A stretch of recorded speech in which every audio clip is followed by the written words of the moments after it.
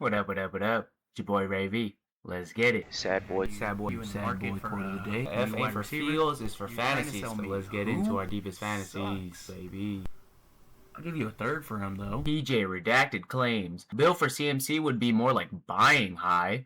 Like high on drugs, haha. Damn, man, I feel the sentiment, but that is just how the Dynasty market cookie crumbles. CMC is valued around a solo first currently, and Bill is valued around a second plus. So adding a second onto Bill would honestly be around similar value. I've seen Bill for a first recently too. Wild times still. Friday, y'all. Let's vibe and chill today. Let me join the industry for real by calling my flag plants for this season. I think these players will easily outperform their ADP this year. This is going to be a redraft take, but obviously use this info to buy low and buy now in Dynasty. Let's plant some flags. My QB flag plant for the season is going to be Tyler Shough. Y'all know what it is. Y'all knew this was coming. He is QB 18 and current ADP of 150, the 13th round. With Shough, you're buying a player whose realistic ceiling is much higher than his price. He already showed QB 1 level production when he became the starter last season. Once Shough took over the Saints offense during his rookie year, he wasn't just solid, he was productive enough to matter in fantasy. He finished as roughly QB 12 in fantasy points per game after taking over the starting job. He averaged around 250 passing yards per game, and he added rushing production, about 19 yards per game and multiple rushing touchdowns, giving him a higher weekly floor than traditional pocket passers. When you're drafting QB 18, you're usually hoping a player might become a QB 1. Shough has already shown that he could produce at that level over a meaningful stretch. Year 2 is when quarterbacks often make that leap. The biggest improvement for young QBs usually comes after an entire offseason as QB1, more command of protections, improved chemistry with receivers, and expanded freedom at the line. Shough enters 2026 with continuity instead of learning on the fly, and many analysts project a sophomore breakout. His offense is fantasy friendly. Fantasy doesn't care if the Saints win 13 games. It cares about passing volume, pace, touchdowns, and rushing. Analysts expect New Orleans to continue operating at a fast pace, creating plenty of opportunity even if they're not among the NFL's elite teams. 2.2 plays per minute. A defense that forces competitive or trailing game scripts can actually increase fantasy passing volume. Just ask the league leading in passes Cardinals last year. Shough has underrated rushing upside. He isn't Lamar, but he also isn't Jared Goff. Those 15 to 25 rushing yards per game matter, and 15 to 25 yards is a light projection. Over a full season, 20 rushing yards per game is 340 fantasy rushing yards, an extra 34 points. Add 4 to 6 rushing touchdowns, and you're talking about the equivalent of an extra 5 to 9 passing touchdowns. Those hidden points often separate QB8 from QB18. His ADP assumes almost no growth. At QB18, the market is pricing him as a fringe starter, but if he simply repeats his late 2025 pace over a full season, he already projects closer to QB12 to QB14 than QB18. The opportunity cost is tiny. This is the biggest reason to draft him. Instead of taking a quarterback in round 6 or 7, you can load up on another running back, another wide receiver, an elite tight end, or high upside bench players. Then grab Shough several rounds later. If he hits, nice. You got a QB1 at a QB18 cost. If he doesn't,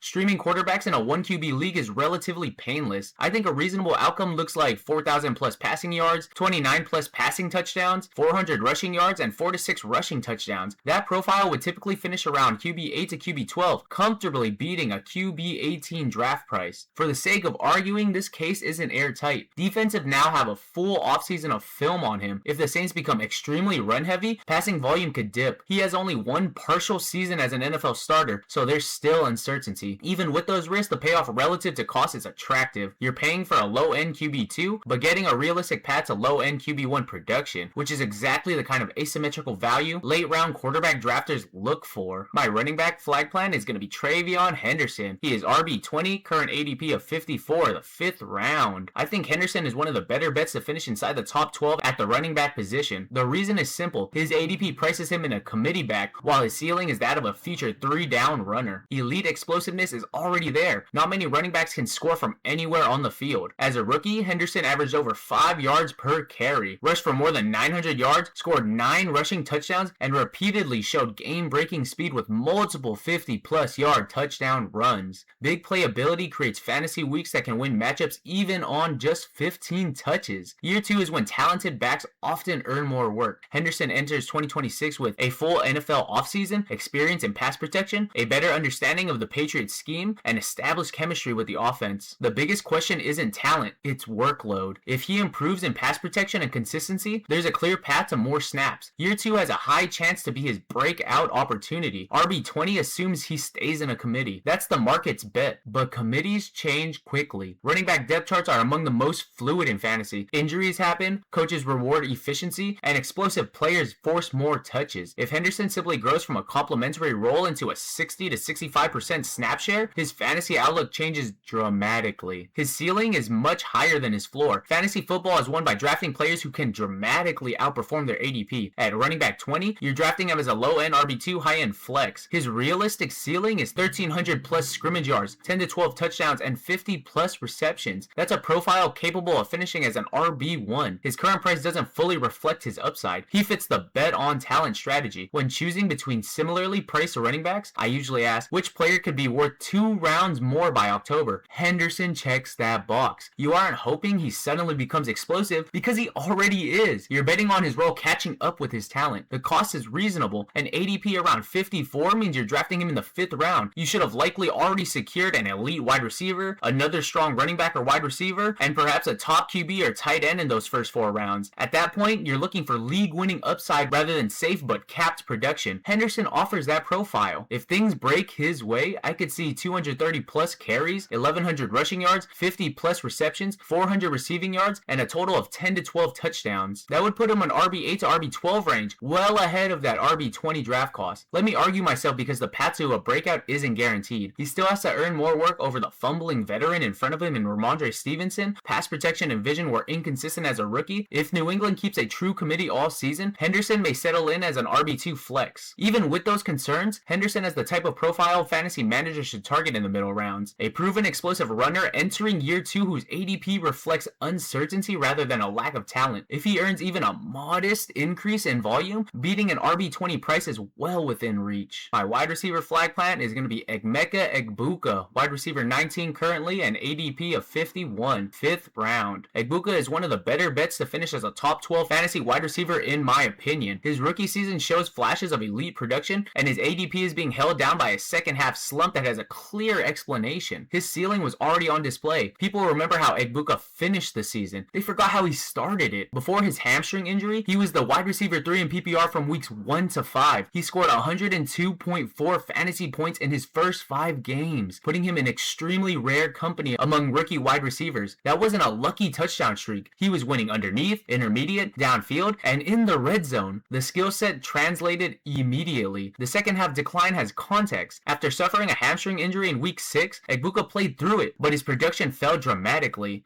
Idiot. Baker Mayfield is also an idiot because he was also playing through his own injury as well. Egbuka still finished with 63 catches, 938 yards, and 6 touchdowns, yet the late season numbers don't tell the full story because he wasn't playing at full strength. Neither was his idiot quarterback. Fantasy managers often overreact to how a season ends, creating value the following year. Year 2 is where elite receivers often take off. Second-year receivers regularly make one of the biggest jumps in fantasy football because route trees expand, chemistry with the quarterback improves, and offensive coordinators design more plays around them. Egbuka doesn't need to become a different player, he just needs to stay healthy. He has a path to becoming Tampa Bay's #1 option. The opportunity is right there. He's already shown he can command targets, and I expect him to take on an even larger role entering his second season. He is a breakout candidate capable of outperforming his current draft cost. Volume is king in fantasy, and Egbuka has the profile of a receiver who can push for 140 plus targets. Wide receiver 19 prices in most of the risk. At wide receiver 19, you're drafting him as a low-end wide receiver 2. To justify that price, he doesn't have to become a superstar, but if he simply recreates the pace he showed before the injury over a full season, he's suddenly competing with the wide receiver 1 tier instead of the wide receiver 2 tier. He has league-winning upside. The receivers who beat ADP by the widest margins usually have first-round NFL talent, proven target earning ability, explosive play upside, and room for increased volume. Egbuka checks every one of those boxes. He's not a boom or bust deep threat. He's the kind of receiver who could produce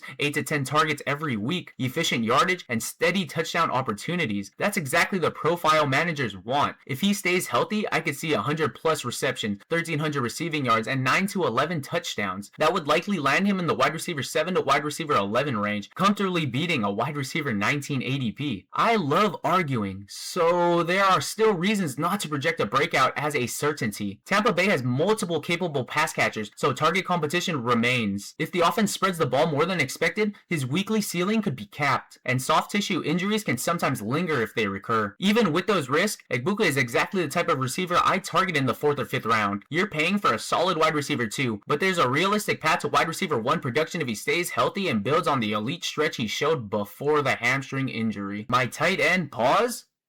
Flagplant is going to be Sam Laporta, tight end 8, current ADP of 96, end of the 8th round. I think Laporta is one of the best values at the tight end position. You're drafting him closer to his floor than his ceiling, despite the fact that he's already shown he could be the overall tight end 1 in fantasy. We've already seen the ceiling. Unlike many breakout candidates, Laporta doesn't need a leap of faith. He already owns an overall tight end 1 fantasy season, one of the best rookie tight end seasons in NFL history, and proven elite touchdown upside. When you're drafting tight end 8, it's rare to find someone who's already demonstrated they can finish as the best player at the position. Last year's dip was driven by injury, not declining talent. Laporta's 2025 season was derailed by a back injury that limited him to 9 games. Despite the reduced production, he remained one of the league's most efficient tight ends, leading the position in yards after catch per reception and yards after first contact per reception while posting a career-high catch rate. And he's already been back on the field in recent camp activities. That's important because efficiency often rebounds when volume returns. The new offensive coordinator could unlock even more targets for him. One of the biggest reasons for optimism is Detroit's coaching change. New offensive coordinator Drew Petzing comes from Arizona, where tight ends were a focal point of the passing game. His Cardinals offenses consistently funnel targets to the position, helping Trey McBride emerge as an elite fantasy option. I expect Petzing's scheme to increase Laporta's target share in 2026. He's the next Trey McBride for real! More targets plus Laporta's efficiency is exactly what fantasy managers want. Positive touchdown regression is coming. My favorite phrase.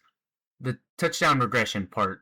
Touchdowns are one of the most volatile fantasy stats. Laporta has scored 20 touchdowns on just 252 career targets, showing he's already been one of Detroit's favorite red zone weapons. After scoring only 3 times in his injury-shortened season, it's reasonable to expect that number to bounce back if he plays a full year. Even 6 to 8 touchdowns would significantly boost his fantasy finish. The price is almost all upside. At an ADP of 96, you're drafting him at the end of the 8th round. Compare that to what you're buying. A healthy 25-year-old attached to one of the league's best offenses with elite athleticism and an established tight end 1 overall season on his resume. If he finishes as tight end 4, he beats ADP. If he returns to top 3 form, he becomes one of the steals of the draft. He will be a league winner. Tight end is shallow, making elite seasons more valuable. The difference between tight end 3 and tight end 10 is often much larger than the difference between wide receiver 18 and wide receiver 25. If Laporta regains elite volume, you're getting a weekly positional advantage without spending an early round pick on Brock Bowers or Trey McBride. That's one of my favorite roster building strategies right now. Wait on tight end, take Laporta, and use those earlier rounds to load up on running backs and wide receivers. If he stays healthy, I could see 90 receptions, 900 receiving yards, and 8 to 10 touchdowns. That profile would likely finish in tight end 3 to tight end 4 range, making him an excellent value at a tight end 8 price. My biggest op is me because there are still reasons to temper expectations. Detroit has plenty of mouths to feed, so target competition remains. The offense could be slightly different under a new coordinator, and back injuries always carry some uncertainty until a player proves he's fully healthy. Even with those risks, Laporta is exactly the type of player I want to target in those middle rounds. You're getting a former overall tight end 1 at his cheapest price in years, with a healthy offseason, a new coordinator who has historically featured tight ends, and a realistic path back into the elite tier. If he simply returns to full health and sees a modest increase in volume, beating a tight end 8 ADP is well within reach. I wasn't going to do a kicker in defense, but F it, it's a redraft talk today, so let's talk about it. My kicker Flagplant is Eddie Pinheiro, the 8th kicker off the board, ADP 219, 18th round. Maybe I'm just a bang bang niner gang, but Pinheiro is exactly the kind of kicker I'm happy to wait for. You're getting a player with top 5 upside at essentially no draft cost. He's attached to one of the NFL's best offenses. The first rule of drafting kickers is simple: draft good offenses. San Francisco consistently moves the ball and creates scoring opportunities. Even if the offense isn't the highest scoring unit in football every week, frequent trips into scoring range create both field goal and extra point opportunities. That's why I consider Pinheiro a legitimate top 3 fantasy kicker for 2026. He was elite when he got the job. After taking over as the 49ers kicker in week 2 of last season, Piñeiro was one of the most efficient kickers in football. He was 28 for 29 on field goals, 96.6%, 6 for 7 from 50 plus yards, and he averaged 10 fantasy points per game, tied for the 5th among qualified kickers. That's already better production than his 8th overall kicker price suggests. Job security matters. One of the biggest risks with late round kickers is losing the job after a rough month. That's not the case here. The 49ers rewarded Piñeiro with a 4-year, $17 million extension, making it clear they view him as their long-term kicker. That stability is valuable because you don't have to worry about an early season replacement. His ADP costs you almost nothing. An ADP of 219 means he's basically free. If he finishes as kicker 8, you got fair value. Kicker 5, excellent value. Kicker 3, league-winning value relative to cost. And if he disappoints, you simply stream another kicker without having invested meaningful draft capital. Accuracy creates consistency. Fantasy kickers don't need to hit 60-yard bombs every week. They need to make routine kicks, capitalize on scoring drives, and stay on the field. Piñeiro led the NFL in field goal percentage last season at 96.6%, making him one of the league's most reliable kickers. Reliable kickers on productive offenses tend to produce steady fantasy points. If the 49ers offense performs as expected, I could see 34 field goals made, 48 extra points, and 150 fantasy points from Eddie Piñeiro. That would put him in the kicker 2 to kicker 3 range, comfortably outperforming a kicker 8 ranking and a near undrafted ADP. I love arguing myself. The biggest risk aren't really about Piñeiro himself. San Francisco could become more efficient in the red zone, leading to fewer field goal attempts and instead more extra points. Kicker scoring is inherently volatile from year to year, and weather, game script, and coaching decisions can swing weekly production. Still, if you're waiting until the final round to draft a kicker, Piñeiro is exactly the profile to target. Elite accuracy, a secure job, and an offense that should give him plenty of scoring opportunities. At an ADP of 219, there's very little downside and a realistic path to finishing several spots higher than kicker 8. And my defensive flag plan is going to be the Pittsburgh Steelers, DST 8, ADP of 207, the 17th round. I think they're one of the best late round values at the DST position. They have a realistic path to finishing as a top 3 fantasy defense, yet they cost essentially your last pick. The pass rush gives them an elite weekly ceiling. When drafting a fantasy defense, sacks are king. Pittsburgh still has one of the NFL's premier pass rushing groups led by TJ Watt, Alex Highsmith, and Cameron Hayward. Sacks lead to strip sacks, interceptions, defensive touchdowns, and short fields. Even in games where the Steelers allow points, the pressure alone gives them fantasy upside. I continue to project them as one of the league's best fantasy defenses, despite some recent statistical regression. The secondary got better. The biggest weakness last season was explosive passing plays. Pittsburgh addressed that by adding Jaquan Brisker and Jamel Dean, giving the defense more playmakers on the back end. The upgraded secondary should create more turnover opportunities while helping convert the pass rush into interceptions instead of just pressures. The early schedule is a huge advantage. One of the biggest reasons I like drafting the Steelers is their opening schedule. The projections rank Pittsburgh among the teams with one of the easiest early season schedules, including a favorable week 1 matchup against Atlanta. That means they have an excellent chance to start hot, build trade value, or simply lock down your DST spot for the first half of the season. Defensive scoring is volatile, which makes paying DST 8 prices attractive. The difference between the number 3 defense and the number 10 defense is often a few splash plays over an entire season. That's why I almost never pay up for the first defense off of the board. Instead, I'd rather draft Pittsburgh in the final round because they've already shown top tier upside, they generate sacks every year, and they have the schedule to outperform their draft slot. Their ceiling is higher than DST 8. The market seems to be pricing Pittsburgh closer to its recent finish than its upside, but if the secondary improves, the pass rush remains elite, and the favorable early schedule produces turnovers, they have every ingredient needed to return to the elite fantasy tier. I could realistically see 55 sacks, 22 takeaways, and 3 to 5 defensive or special team touchdowns. That type of production would likely put them in the DST 3 range, well ahead of that DST 8 price. Let me do my fave thing.